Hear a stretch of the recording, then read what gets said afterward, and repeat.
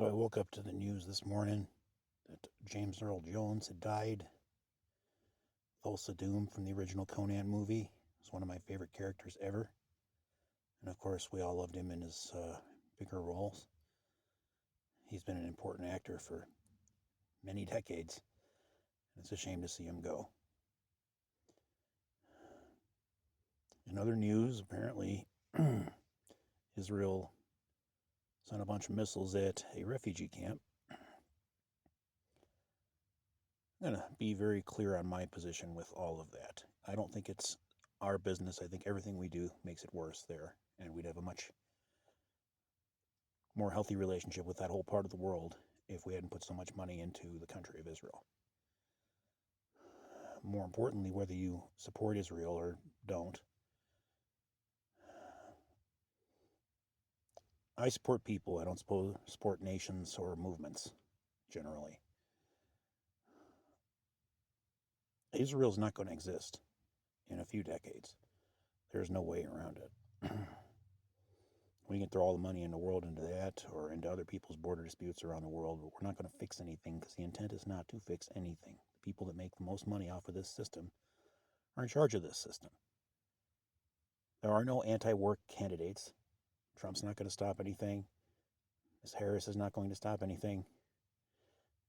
Kennedy wouldn't stop anything. They all support all these wars to some extent because they have to, because they're just figureheads. They're not there to make decisions. They're there to present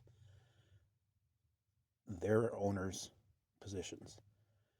One of the reasons that they don't like Trump is he wasn't always that good at it. He says anything that comes into his mouth, lets it all out, and then he'll back down on some things after some lobbyists have had a conversation with him because they are the voices of their owners and they're passing on, you're going to do this now. And he does largely end up doing that, whatever comes out of his mouth. It's not a monolith. The deep state isn't a secret cabal like of occult people and black hoodies, going to Skull and Bones, and they are just the people that have been in power for decades, and they have policies that are rolling forward for decades. And the people that we see, their faces, those people aren't in charge of anything. They are presented to us to make us feel like we have some stake in what's going on, to keep us quiet, like everything they do. The role of every government is to control the unruly masses. Whoever ends up in power, whether they are considered left or right or anything else, ultimately want to get and maintain power.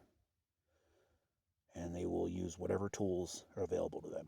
Our nation at this time in history has more of these tools than any other civilization has ever had in history. I watched a true crime story the other day where they pieced together the movements of this murderer all afternoon. This wasn't even like in London. It was a town here in this country. And they show he was here at 2:45 and at 3:15 he walks in here, and they had the entire video all the way back. That's how they were able to get this guy for the murder. This doorbell cam shows him breaking into this house. I remember the details, but I was freaked out by that for, clear reasons. It's one of the reasons I didn't feel like being in cities anymore.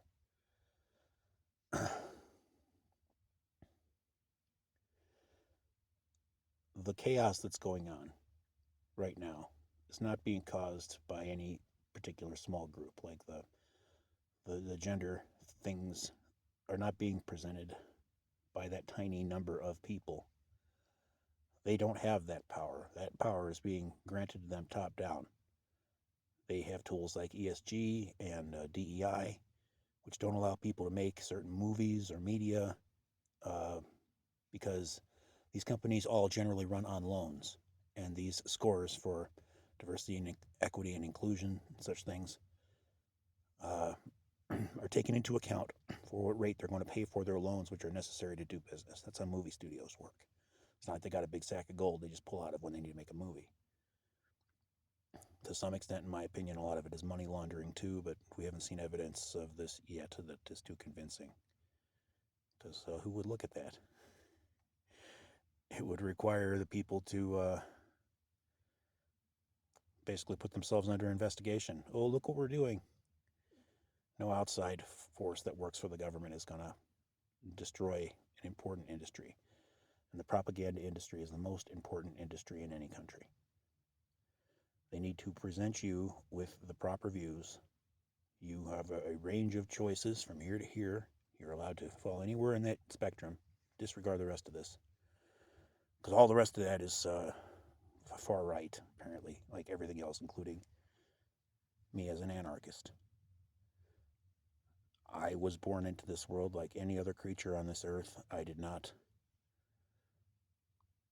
agree to be part of any of this. And so I can never and have never taken it that seriously.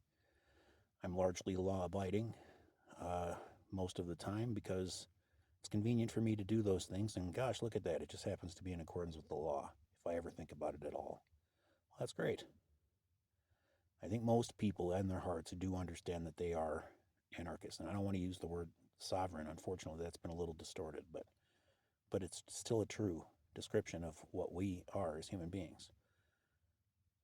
We developed from collaborating primates. We helped each other out. There's signs that we treated each other medically when they'd even go so far as to lose a limb, well before what we considered human beings, as we look at ourselves today with our ever decreasing brain sizes.